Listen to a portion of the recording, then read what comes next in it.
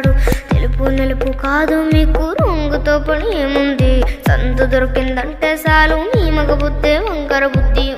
అంటావా అమ్మవా అంటావా అమ్మవా అంటావా అమ్మవా అంటావా అమ్మవా.